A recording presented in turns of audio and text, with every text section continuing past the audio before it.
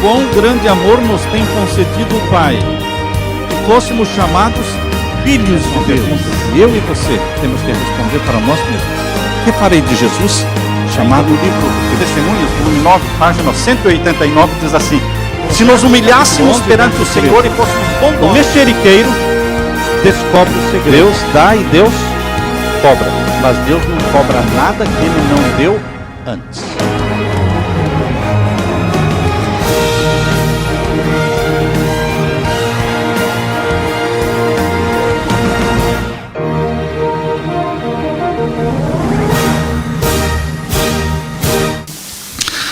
Pai Santo que estás nos céus, na Tua presença estamos.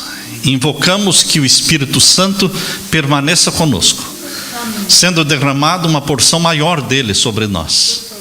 A mensagem que nós vamos estudar da Tua Palavra precisa ser iluminada pelo Espírito Santo para encontrar um lugar no nosso coração, para que decisões sejam feitas ao Teu lado. Derrama o Espírito Santo sobre nós. Responde os anseios do teu povo, os anseios por cura, os anseios por perdão e também pelo batismo do Espírito Santo. Responde-nos, Pai, pelos méritos de Jesus. Nós pedimos e agradecemos. Amém, Senhor. Hoje nós vamos estudar com você sobre a vida devocional. A vida devocional do povo de Deus. Eu diria que o povo de Deus é um povo que precisa viver uma vida dupla. Vida dupla pode ter um sentido positivo e um sentido negativo. O sentido negativo é quando você vive uma vida cristã de aparência, como a figueira que tinha todas as folhas, uma figueira frondosa, mas que não tinha frutos e foi amaldiçoada por Jesus. Viver de aparências. Muitos cristãos vivem de aparência, possuem uma vida dentro da igreja, mas possuem uma outra vida promíscua, uma vida indiferente e relapsa e fora da igreja durante a semana. Mas nós podemos viver uma vida dupla de forma positiva, ou seja, a vida de convivência com as pessoas no trabalho, no dia a dia, mas uma vida oculta de oração. Uma vida oculta aos pés de Jesus Cristo. Uma vida oculta lendo a Bíblia, estudando, clamando, chorando, abrindo o coração, vivendo uma vida como os servos de Deus. João Batista viveu, como Jesus viveu. O poder que aparecia nas pregações de Jesus, a autoridade com a qual ele pregava, não vinha de si próprio, mas vinha do Espírito Santo. E quando ele adquiria esse poder? Naquela vida oculta de oração, que ele passava horas e horas em comunhão com Deus. E eu quero que você abra a Bíblia agora em Mateus capítulo 11. Mateus capítulo 11, os versos 7 até o verso 10. Mateus capítulo 11 e os versos 7 até o verso 10. Nós lemos que o povo de Deus, que estaria vivendo na última geração desta terra, justo antes da volta de Jesus, este povo de Deus deveria ser como João Batista. São João Batistas modernos, preparando um povo para a volta de Jesus. Assim como João Batista preparou um povo para a primeira vinda de Jesus, Deus tem um remanescente na terra que preparará o mundo para a segunda vinda de Jesus. Agora vejam Mateus capítulo 11 e os versos 7 a 10. E partindo eles, falando dos discípulos de João Batista que vieram até Jesus, perguntando: és tu aquele que havia de vir ou esperamos outro? Depois que os discípulos de João Batista saíram, Jesus começou falando no verso 7. E partindo eles, começou Jesus a dizer às turbas, ou seja, à multidão, a respeito de João: quem fostes ver no deserto? Quem? Uma cana agitada pelo vento? Sim, quem fostes ver? Um homem ricamente vestido? Os que trajam ricamente estão nas casas dos reis. Mas então, o que fostes ver? Um profeta? Sim, vos digo eu, e muito mais do que profeta. Porque é este de quem está escrito: eis que diante da tua face envio o meu anjo, que preparará diante de ti o meu caminho. Em verdade vos digo que entre os que de mulher têm nascido, não apareceu alguém maior do que João Batista, mas aquele que é o menor no reino de Deus, no reino dos céus, é maior do que ele. Queridos, João Batista chamou a atenção pela vida simples que ele vivia. João Batista, ele vivia uma vida isolada, longe da multidão, longe do centro urbano. Moisés viveu uma vida isolada, longe do centro urbano. Queridos, nós vamos encontrar muitos exemplos, Enoque e outros, que tinham uma vida isolada, uma vida oculta, de oração, de comunhão, de busca do poder de Deus. Eles viviam com o povo, eles negociavam, eles compravam e vendiam, eles tinham uma vida comum, mas eles tinham uma vida oculta. E é esta vida oculta, positiva, de comunhão, de intimidade com Deus, de familiaridade com o nosso Pai Celestial, que fará diferença na nossa vida. É isso que vai fazer a diferença. Nesta época, pouco antes da segunda vinda de Jesus, nas nuvens do céu, deve ser efetuada uma obra como a de João Batista. Quem foi ele? Qual era o estilo de vida de João Batista? O que chamava atenção em João Batista? Ele se vestia de forma simples, sem luxo, sem adornos. E ele comia de forma simples. O regime alimentar de João Batista era muito simples. Queridos, Deus chama homens e mulheres que preparem um povo para permanecer em pé no grande dia do Senhor. João Batista cumpriu com a missão que o Pai lhe deu. João Batista, assim como Jesus, nasceu com uma missão, viveu para aquela missão e morreu naquela missão. Não fez mais nada na vida, não pensou em si mesmo, nem mesmo se casou João Batista, porque ele tinha uma missão: preparar o caminho para o Messias. Ele não perdeu de vista a missão que o Pai lhe deu. Jesus não perdeu de vista a missão que o Pai lhe deu, por isso nem mesmo se casou. Ele sabia que com 33 anos de idade ele teria que morrer, por isso Jesus viveu pensando na missão que o Pai lhe dera. Jesus também tem uma missão para você, meu irmão. Nós às vezes vivemos esquecidos da missão que o Pai nos deu. Não nos perguntamos por que estamos aqui, por que nasci, por que vim para a América, por que vivo aqui onde vivo, por que Deus colocou esse trabalho nas minhas mãos, por que Deus colocou esse dinheiro nas minhas mãos, por que Deus me deu esses filhos. Não nos perguntamos, achamos que é tudo natural, tudo normal. Não, queridos, na vida dos filhos de Deus nada é natural e nada é normal. Na vida dos filhos de Deus tudo é providencial. Deus tem um plano nos filhos, no dinheiro, no trabalho, na cidade onde você mora, em tudo que você fizer. Deus tem um plano, e a missão divina para você não pode ser esquecida. Para transmitir a mensagem de Deus ao mundo, nós temos que nos assemelhar a João Batista. As pessoas que olham para o seu vestuário, não só no sábado, não só dentro da igreja, mas no seu vestuário fora, na rua. Será que na praia também? Certamente. Não pense que na praia você deve se vestir como todo mundo se veste, ou se desvestir como todo mundo se desveste. Deus tem uma missão para você, as 24 horas do dia, os 7 dias da semana. Você não pode esquecer esta missão, você não pode tirar férias desta missão. A comida e o vestuário davam testemunho de que João tinha uma missão na terra. A nossa comida e o nosso vestuário, o nosso comportamento, o nosso jeito de ser, tem que dar testemunho de que nós temos uma missão na terra, e não vamos perder de vista a missão que o Pai nos deu. Muitos não gostam de pregadores que falam da reforma de saúde, mas João Batista foi um verdadeiro reformador dentro da igreja. Eu não preciso sair fora da igreja e montar uma outra igreja para fazer reforma lá fora. Quando eu converso com irmãos reformistas, eu digo: eu não sou reformista, eu sou reformador dentro da igreja de Deus. Eu não estou montando um grupo, uma igreja reformista fora. Deus precisa de homens e mulheres que façam reforma dentro da igreja. E queridos, João Batista é o exemplo para o povo de Deus nos últimos dias. A reforma de saúde inclui, sim, vivermos de forma simples, pura, sem pretensões, sem adornos, sem desperdícios. Não tem como ser diferente, queridos. A comunhão com Deus vai se refletir no caráter e na vida. Se alguém tem uma vida oculta aos pés de Jesus, não tem como ser diferente. Esta vida oculta vai aparecer. As pessoas vão perceber, como Jesus, quando ouviam os sermões de Jesus, eles diziam: ele não prega como os fariseus, ele prega com autoridade. Será por quê que chamou a atenção a forma como Jesus pregava? Porque ele tinha uma vida oculta. Ele vinha com brilhos nos olhos. Ele vinha incendiado pelo Espírito.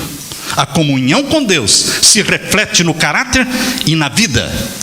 Sim, a nossa comunhão com Deus muda nosso caráter, nossos hábitos, nosso vestuário, nossa alimentação, muda nossas prioridades.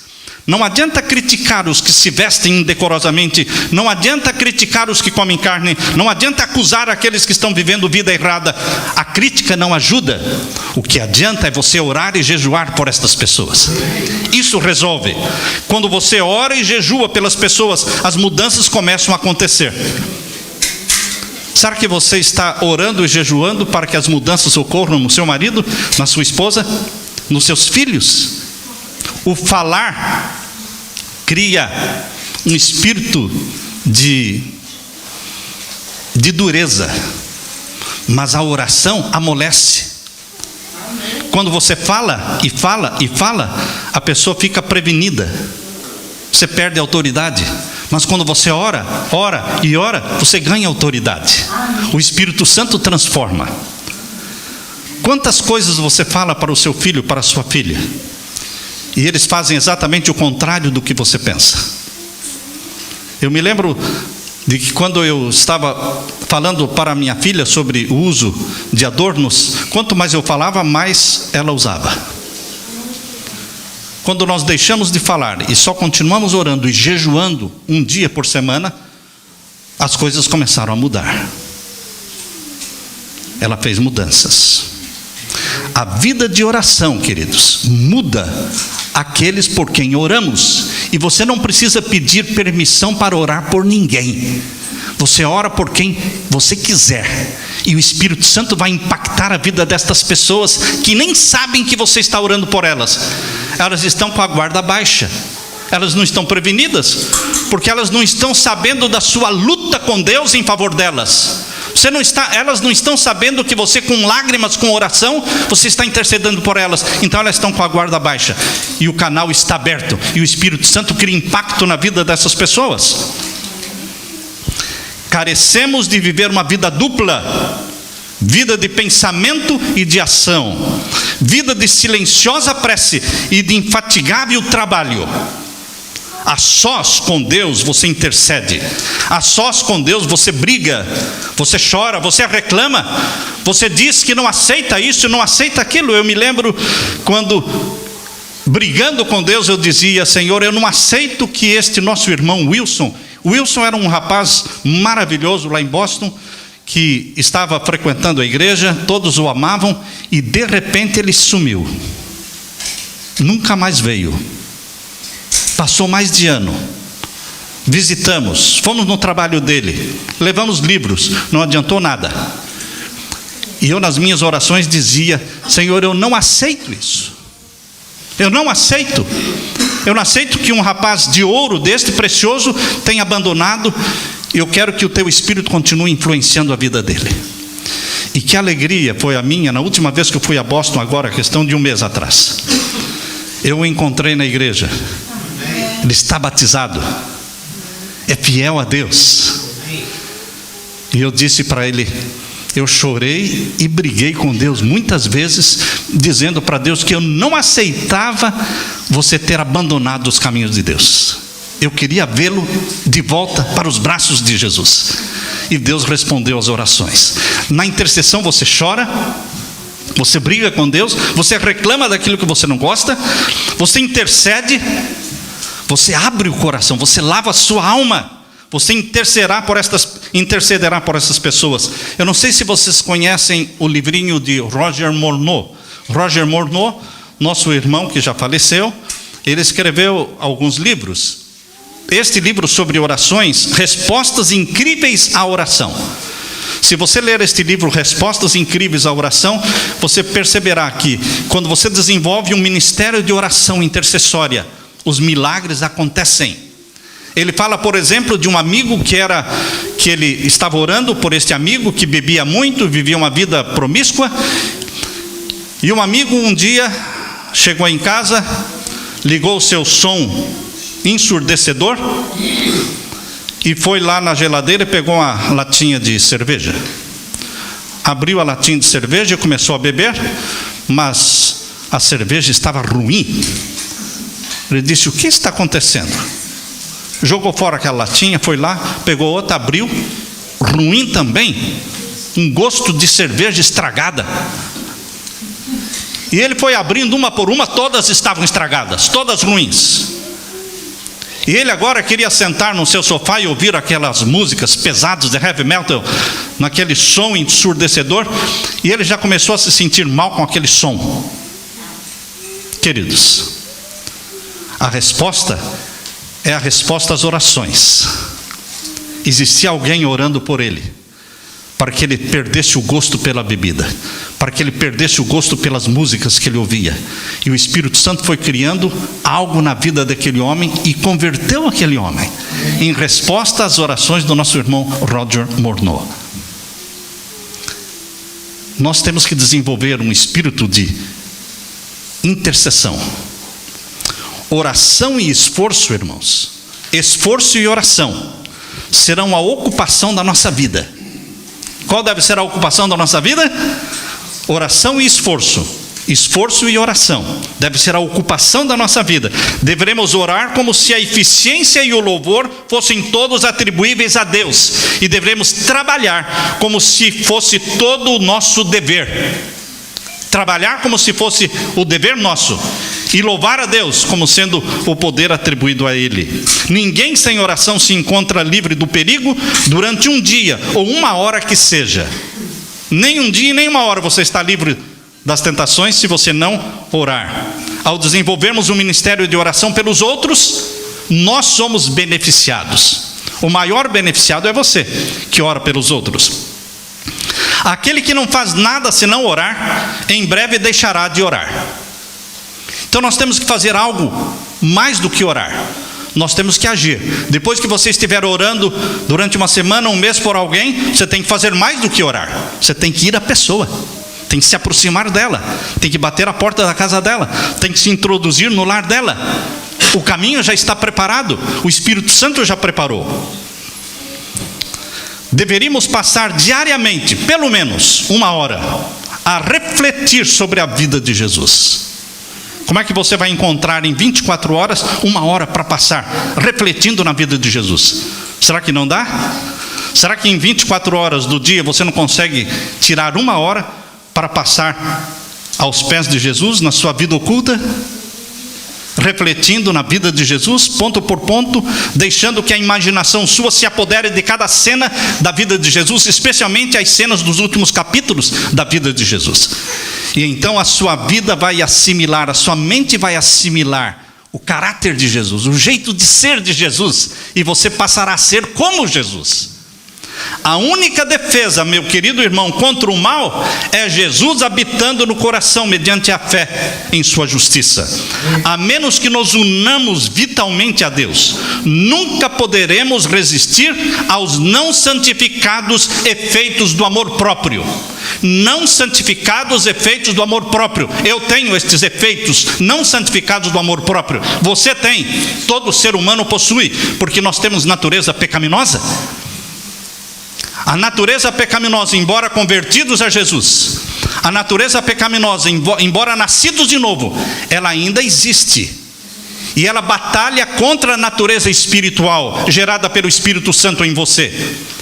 E enquanto estivermos nesta terra, nós vamos ter essa natureza pecaminosa guerreando contra a natureza espiritual. Por isso, nós devemos ficar alertas contra os efeitos não santificados do amor próprio, da condescendência com nós mesmos. Como é fácil ser condescendente consigo mesmo. Como é fácil dizer não para os outros. Difícil é dizer não para si mesmo. Podemos deixar muitos hábitos maus. Podemos por alguns tempos nos separar de Satanás. Podemos. Mas sem uma ligação vital com Jesus, pela entrega de nós mesmos a Ele, momento a momento, seremos vencidos por Satanás. O difícil não é aceitar Jesus. O difícil não é ser salvo por Jesus. Porque no momento em que você aceita Jesus, você está salvo nele. Isso não lhe custa nada. Isto acontece no estalar de dedos. O ladrão na cruz passou de perdido para salvo em questão de minutos. Lembra-te de mim, Senhor. Em verdade te digo. A promessa veio na hora. A mulher adúltera, de perdida, passou para salva em questão de segundos. Não te condenam? Eu também não te condeno. Vai e não peques mais. Saiu salva. Agora, queridos, como viver uma vida de salvo? Aí que fica difícil. Como os salvos vivem? Em retidão e justiça. Retidão, justiça, comunhão. Você se apaixona por Jesus, você pensa nele todos os dias, você conversa com ele, você o busca, você descobre a missão que o Pai tem para a sua vida aqui na terra. Sem este relacionamento pessoal e diário com Jesus, sem essa constante comunhão, ficamos dominados, vamos ficar dominados pelo inimigo e acabaremos fazendo a vontade do inimigo. Tem que existir comunhão pessoal, diária. O Cristo crucificado deve ser o tema da nossa conversação. O Cristo crucificado, ressurreto e assunto ao céu, prestes a voltar, deve ser o tema das nossas meditações, das nossas conversas, das nossas mais alegres emoções. E alguém pode dizer: você não sabe falar de outra coisa? Você só fala de Jesus? Nós só podemos falar daquilo que enche o nosso coração. Cada um dá aquilo que tem. E o que tem, quem tem Jesus, dá Jesus e fala de Jesus. O coração humano não conhecerá felicidade enquanto não se submeter ao molde dado pelo Espírito de Deus. O Espírito Santo faz com que a pessoa renovada se afeiçoe ao modelo que é Jesus. Apaixonamo-nos por Ele. Para homens, mulheres são mais apaixonadas. Mas para homens, para mim levou um bom tempo para começar a pensar em Jesus como minha paixão. Não me soava muito bem isso. Mas depois de anos, eu comecei a me afeiçoar a Jesus sem vergonha, sem nenhuma restrição, apaixonar-me por Ele, fazer declarações para Ele. Um homem fazendo declaração para outro homem. Sim, mas este outro homem é meu irmão e Salvador, Jesus. Por isso que João dormia com a cabeça no peito de Jesus, porque ele se afeiçoou a Jesus, ele se aproximou de Jesus. Era um homem dormindo com a cabeça no peito do outro. Isso é incomum? Isso é estranho? Mas lembre-se que um era João, o discípulo amado, e o outro era o Criador do universo, o Salvador, Jesus. Nós temos que buscar a mais íntima intimidade com Jesus, achegarmos-nos a Ele. Todo o impulso da nossa natureza, queridos, toda a faculdade do nosso espírito e toda a inclinação do nosso coração necessita ser direcionado a todo instante pelo Espírito de Deus. O Espírito de Deus ilumina nossas trevas. O Espírito de Deus informa nossa ignorância. O Espírito de Deus ajuda-nos nas nossas múltiplas necessidades. Mas a mente precisa crescer constantemente na direção de Deus. Caso seja permitido que se introduza aí na nossa mente o mundanismo, e é fácil deixar entrar o mundanismo, através da televisão, através da internet, através da comida que nós comemos. Enfim, queridos, é muito fácil deixar entrar o mundanismo na nossa mente. Mas caso seja permitido que se introduza na nossa mente o mundanismo, se não temos o desejo de orar, nem o desejo de comungar com aquele que é a fonte da força e da sabedoria, então o Espírito Santo não habitará em nós. Ponto final. O Espírito Santo não vai habitar em quem não se afeiçoa a Jesus. Nenhum coração renovado poderá ser conservado em estado de graça para sempre, sem a aplicação diária da palavra. Nenhum coração. O sal da palavra de Deus tem que ser aplicado em nós todos os dias. Não acreditamos no salvo uma vez, salvo para sempre. Não. Nós acreditamos salvo em Jesus Cristo hoje, amanhã eu tenho que aceitá-lo de novo como meu Salvador. Todas as manhãs eu insisto em fazer a oração, usando da liberdade que o Senhor meu Pai me deu.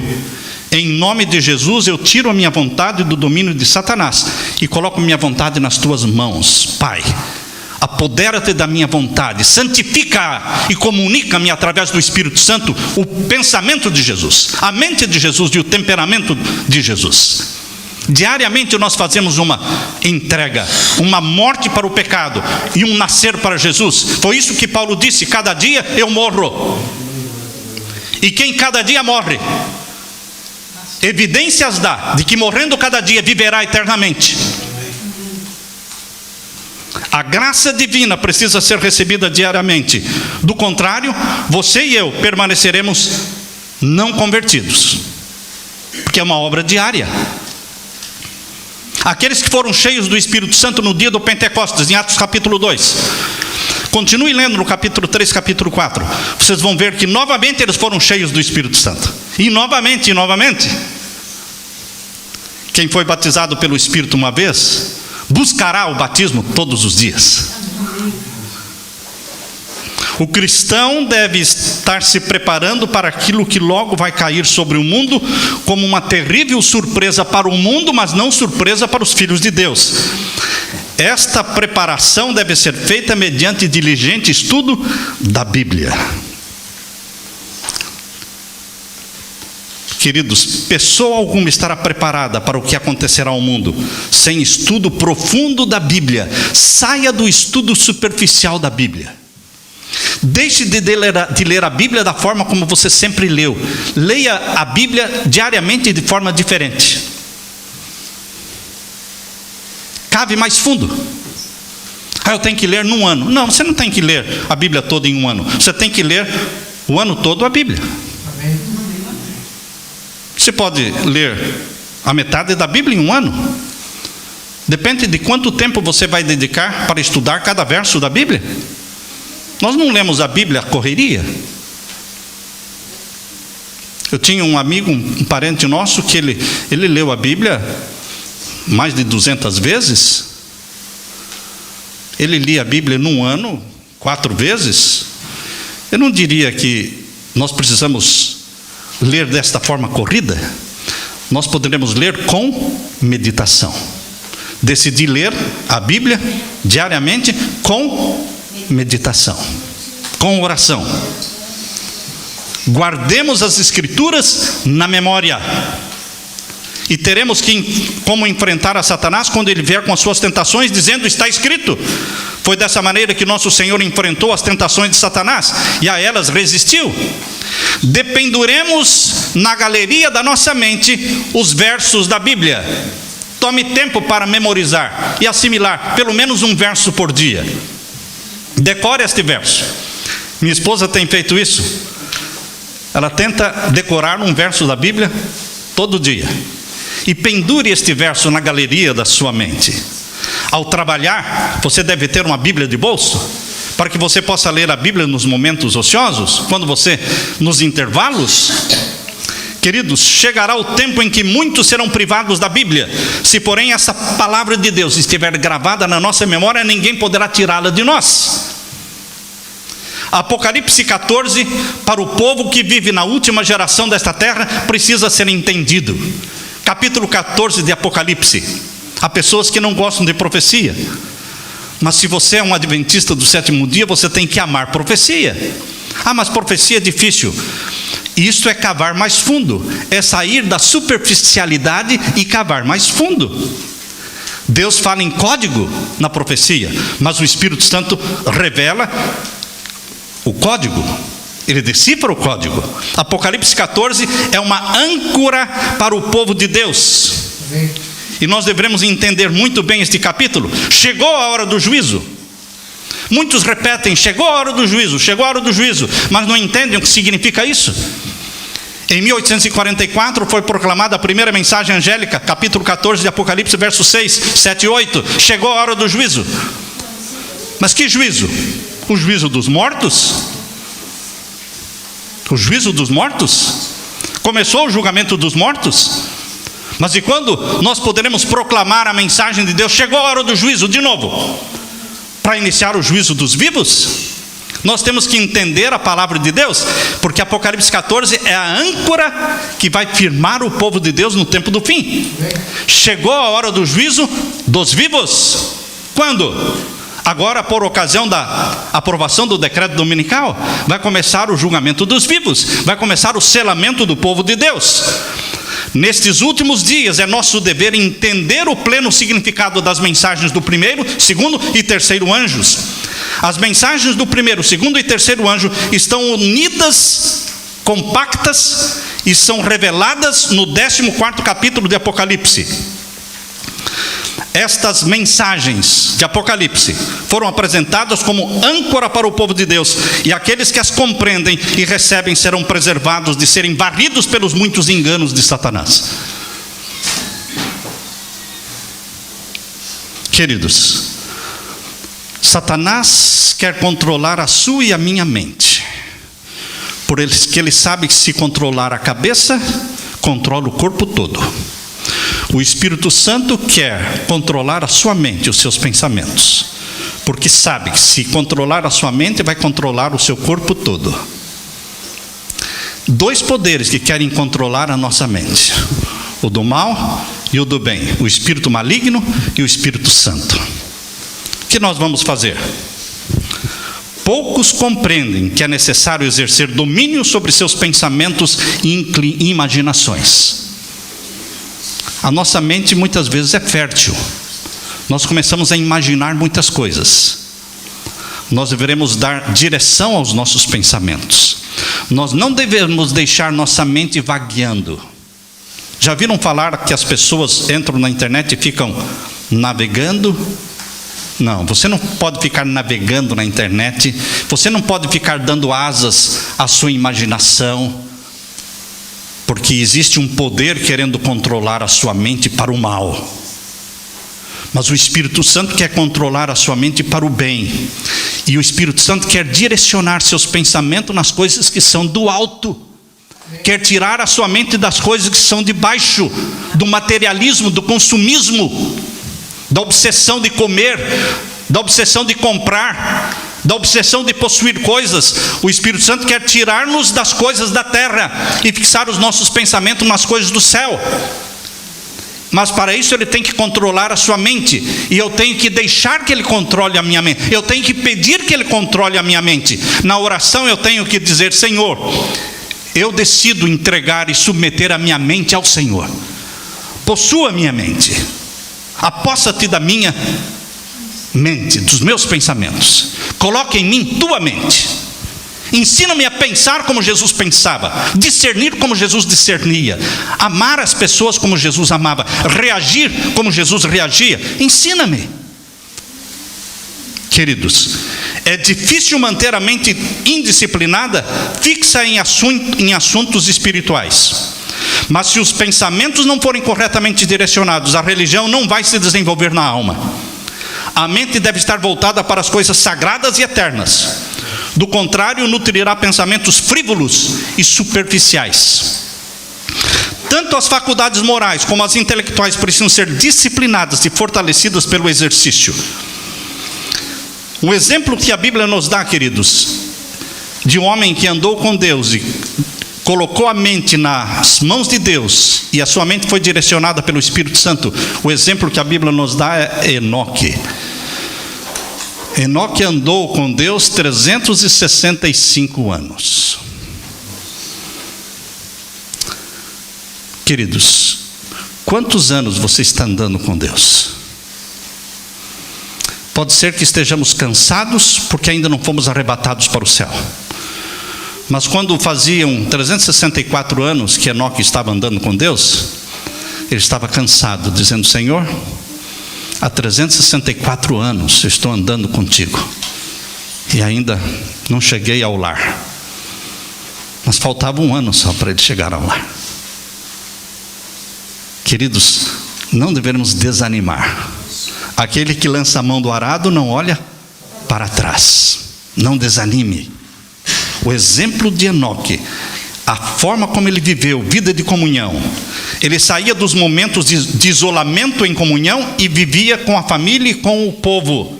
Depois voltava para o isolamento em comunhão, e cada vez que ele vinha daqueles momentos de comunhão, ele vinha revigorado. Isso ele fez por 365 anos, andando com Deus, antes de ser trasladado ao céu.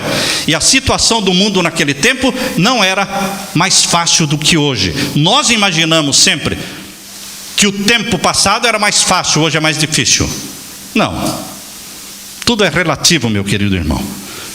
Habituou a mente, Enoque habituou a mente e o coração a sempre sentirem que ele se achava na presença de Deus.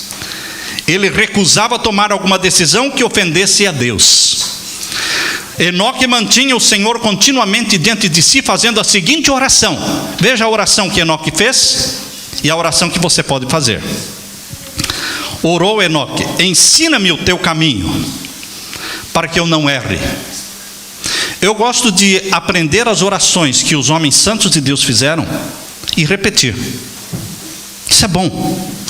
Aprenda esta oração: ensina-me o teu caminho para que eu não erre. Qual é o teu desejo a meu respeito, Deus?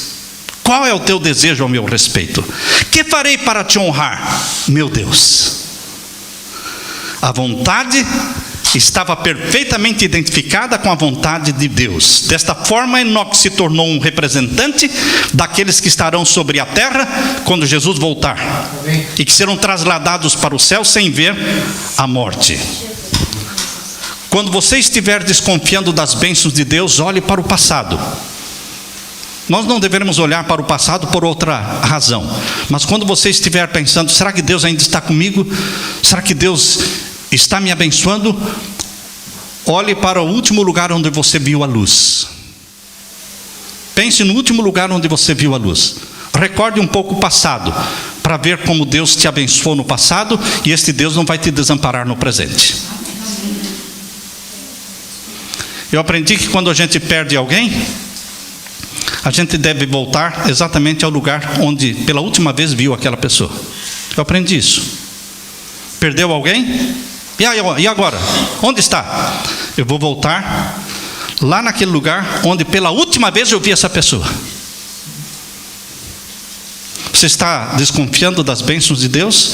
Está se sentindo desamparado, como se os ouvidos de Deus estivessem fechados e as suas orações não passassem do teto? Você não tem onde se agarrar? Pense, quando foi a última vez que você sentiu a bênção de Deus e teve certeza de que Deus estava dirigindo a sua vida? Relembre isso. Eu me lembro quando estávamos na cidade de Las Vegas com uma excursão. Na hora de viajar, no anoitecer, faltou uma menina. Uma das moças não estava no grupo. E nós tínhamos que partir. Nós não podemos partir sem ela. Não, mas e agora? Tem que sair agora e ela não está aqui, como é que vamos fazer? Vocês fiquem aqui, eu vou voltar até o último lugar que eu a vi pela última vez. E caminhei algumas milhas até chegar no último lugar onde eu a vi pela última vez. E quando eu cheguei naquele local, uma multidão, quem não conhece Las Vegas sabe que ali é uma multidão à noite, eu ouvi uma voz me chamando: pastor, pastor. Era ela.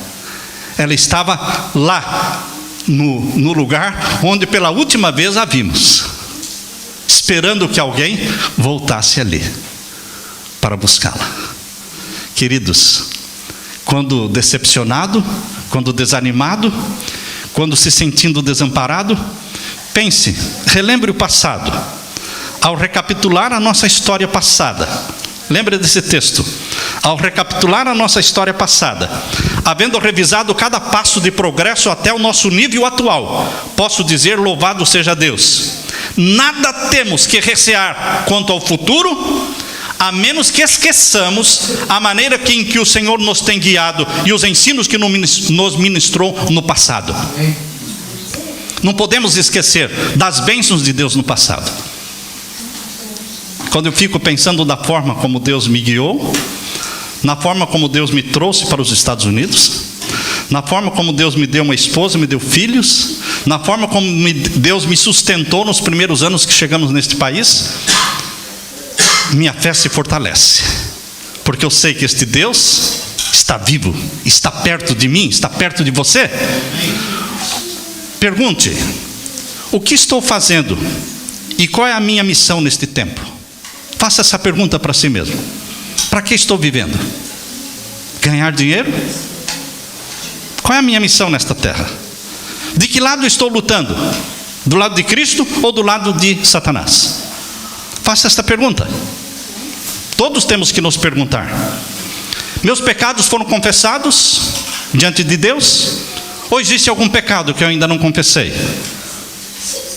Estou disposto a fazer todo e qualquer sacrifício para ter o conhecimento de Jesus Cristo? Será que reconheço em todo momento que não pertenço a mim mesmo, mas que sou propriedade de Jesus?